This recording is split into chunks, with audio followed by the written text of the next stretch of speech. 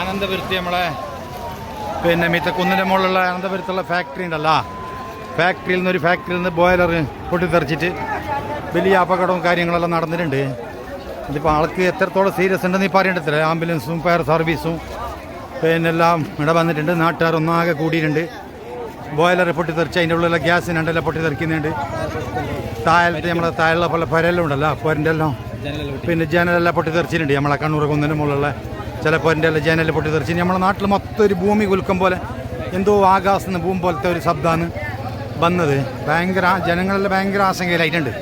കാരണം ഇതെന്ത് സംഭവിച്ചത്. ഇപ്പോൾ മൊത്തത്തിലായിട്ട് ജനങ്ങളൊരു ആയിരക്കണക്കിന് ആളുടെ കൂടിയിട്ടുണ്ട്. ഒരു ഫാക്ടറിൻ്റെ അവിടെ നിന്ന് അതിൻ്റെ ബോയിലർ പൊട്ടിത്തെറിച്ചത്, പിന്നെ അതിൻ്റെ ഉള്ളിലുള്ള അണ്ടെല്ലാം ഇപ്പോൾ പൊട്ടിത്തെറിച്ചുകൊണ്ട് ഫയർ സർവീസ് വന്ന് ആംബുലൻസിൽ വന്ന് കുറേ ആൾക്കാരെ സീരിയസ് ആയിട്ട് കൊണ്ടുപോകുന്നതെല്ലാം ഉണ്ട്.